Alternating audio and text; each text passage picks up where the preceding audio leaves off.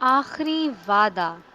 یہ کہانی دانیال نامی ایک خوبرو نوجوان کی ہے جو کہ ایک پوش علاقے میں رہا کرتا تھا۔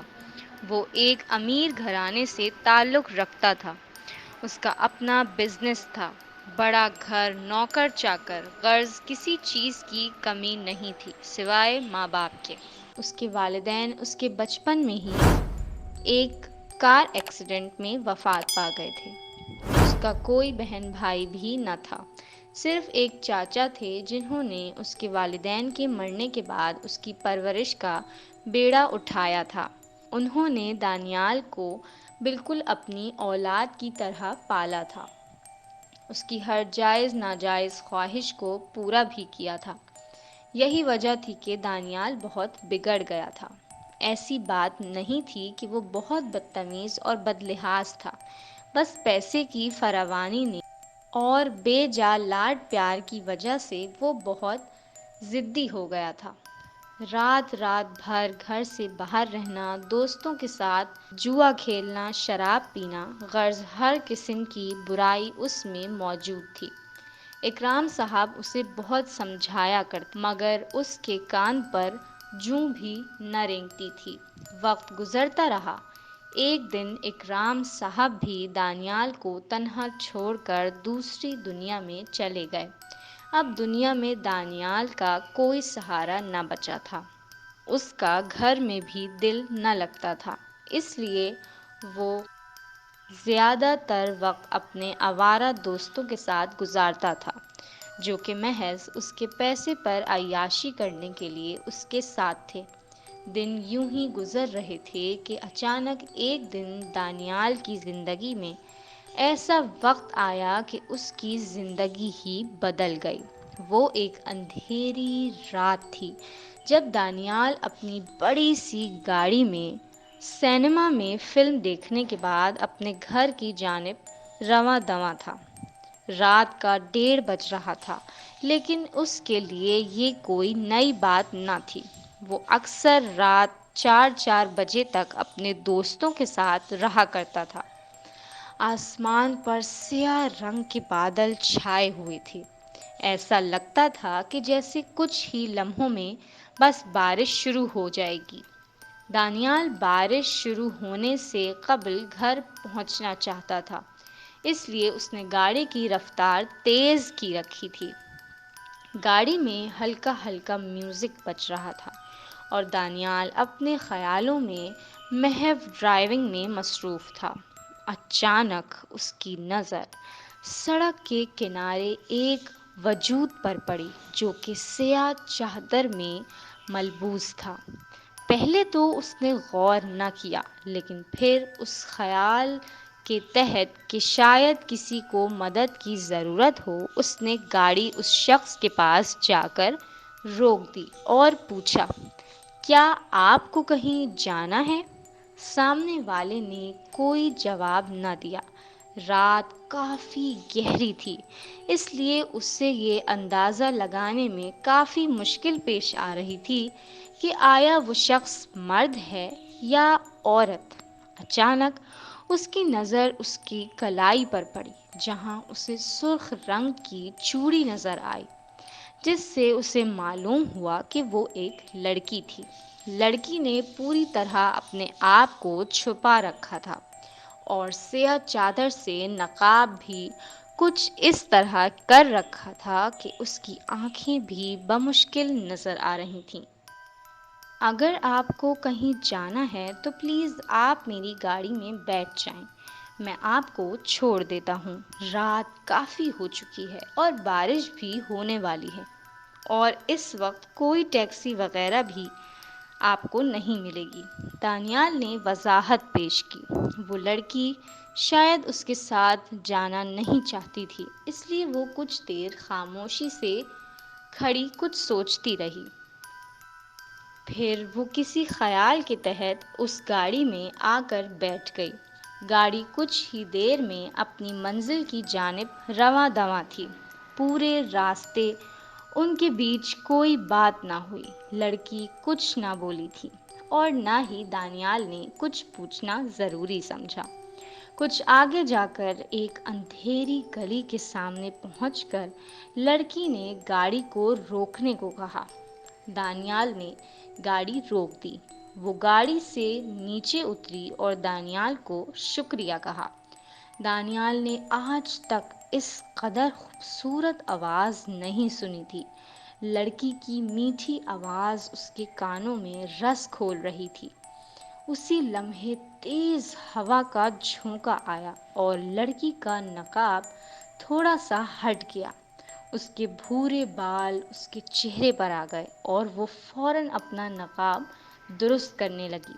دانیال نے جو اس کی ایک جھلک دیکھی تو اس کا دل گویا دھڑکنا ہی بھول گیا۔ وہ ابھی اس کی خوبصورت جھیل جیسی آنکھوں میں گم تھا کہ زور سے بادل گرجے اور موسلا دھار بارش شروع ہو گئی اور وہ لڑکی تیز تیز قدم اٹھاتی اس اندھیری گلی کی تاریکیوں میں غائب ہو گئی۔ دانیال نے بھی اپنے آپ کو سنبھالا اور گھر روانہ ہو گیا۔ گھر پہنچ کر اس نے ہاتھ منہ دھویا اور سونے کے لیے لیٹ گیا، لیکن نیند اس کی آنکھوں سے کوسوں دور تھی۔ وہ ابھی بھی اسی حسین دوشیزہ کے بارے میں سوچ رہا تھا۔ ایسا نہ تھا کہ اس کی زندگی میں کوئی لڑکی نہ تھی۔ اس کے بے تحاشا لڑکے لڑکیاں دوست تھیں۔ ان کے ساتھ گھومنا پھرنا، انجوائے کرنا اس کا معمول تھا، لیکن ان میں سے آج تک کسی لڑکی نے اس کو اتنا مدہوش نہیں کیا تھا جتنا اس حسن کی ملکہ کو دیکھ کر وہ ہوا تھا۔ اس دوشیزہ کے خیالوں میں نہ جانے کب وہ نیند کی وادیوں میں اتر گیا۔ وہ صبح اٹھا تو رات والا واقعہ اس کے ذہن سے نکل چکا تھا۔ اس نے نہا دھو کر کپڑے بدلے، ناشتہ کیا اور آفس کے لیے روانہ ہو گیا۔ وہ آفس میں کچھ ضروری فائلز کا مطالعہ کرنے میں مصروف تھا کہ اس کے فون پر جنید اس کے دوست کی کال آتی دکھائی دی۔ اس نے فون اٹھا لیا۔ کیا حال ہے جانی؟ اور رات کا کیا پلان ہے؟ یار جو تم لوگ بولو وہی پلان رکھ لیتے ہیں، دانیال نے خوش دلی سے جواب دیا۔ ٹھیک ہے یار، تو پھر ملتے ہیں رات میں اسی جگہ پر۔ دانیال نے فون بند کر دیا اور آفس کے کاموں میں مشغول ہو گیا۔ رات کو وہ سارے دوست جوئے خانے میں موجود تھے۔ اچانک حیدر نے جنید سے پوچھا، یار کتنی بچیاں ہیں تیرے پاس؟ جنید نے قہقہ لگایا اور بولا، یار اپنے پاس تو پوری 12 بچیاں ہیں۔ تو سب زور سے ہنسنے لگے۔ اور دانیال تیرے پاس؟ میرے پاس کیا؟ دانیال نے سنجیدگی سے جواب دیا، یار میں عشق پیار محبت کی باتیں کر رہا ہوں، سمجھ نہیں آ رہا کیا؟ ابھی تک کسی کا عاشق نہیں ہوا ہے تو؟ عشق کے لفظ پر دانیال کو وہ لڑکی یاد آ گئی۔ وہ گھبرا کر اٹھ کھڑا ہوا۔ اس کے دوست بھی حیرانی سے اٹھ کھڑے ہوئے۔ یار سب ٹھیک تو ہے نا؟ ہاں ہاں سب ٹھیک ہے، میں اب چلتا ہوں بس۔ دانیال نے یہ کہتے ہوئے قدم باہر کی جانب بڑھا دیے اور اسے اس کے دوست پریشانی سے جاتا دیکھتے رہ گئے۔ وہ آج پھر اسی راستے سے گزر رہا تھا جہاں اس کو 2 دن پہلے وہ لڑکی دکھائی دی تھی، لیکن آج سڑک خالی تھی، لڑکی کہیں بھی موجود نہیں تھی۔ بلکہ یہ تو دانیال کا معمول تھا کہ وہ ہر روز اسی راستے سے گزرتا تھا تاکہ وہ اس لڑکی کی ایک جھلک دوبارہ دیکھ سکے، لیکن اس کو ہمیشہ مایوسی ہی ہوئی، وہ لڑکی نظر نہ آئی۔ وہ بہت اداس اور بے چین رہنے لگا۔ اس کے عیاش دوست بھی اسے اس حال میں دیکھ کر پریشان تھے کیونکہ ان کا خرچہ پانی بند ہو گیا تھا۔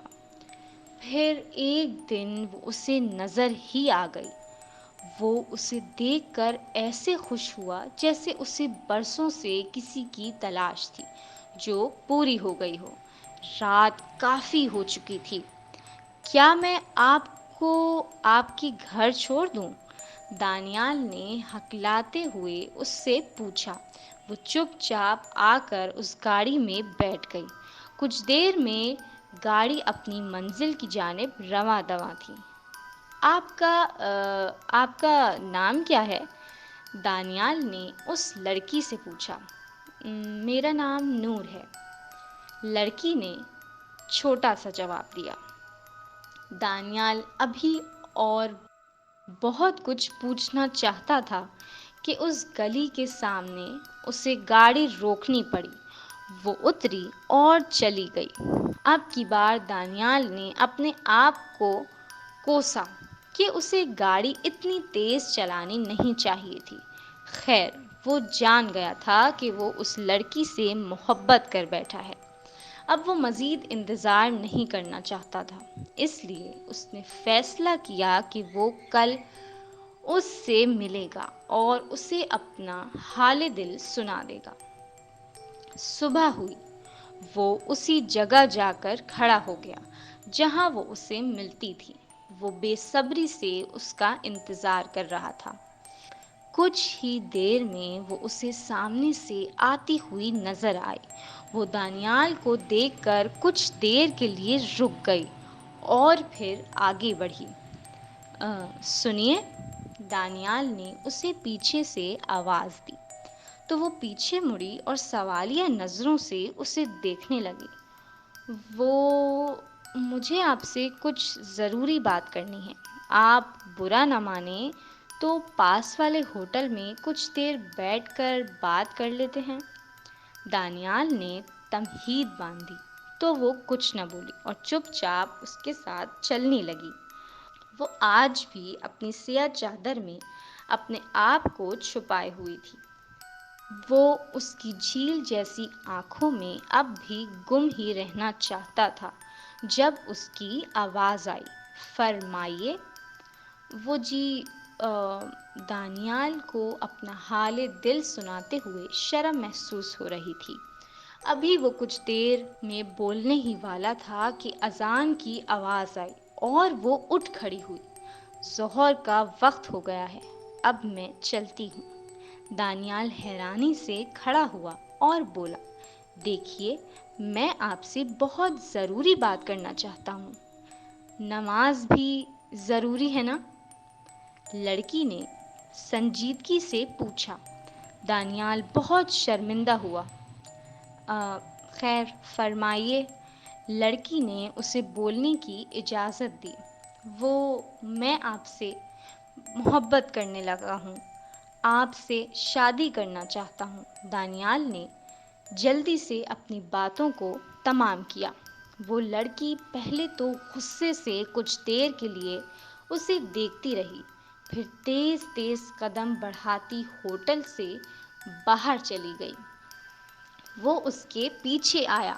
دیکھیے، آپ میری بات کا جواب تو دیتی جائیں، دانیال نے ریکویسٹ کرتے ہوئے کہا۔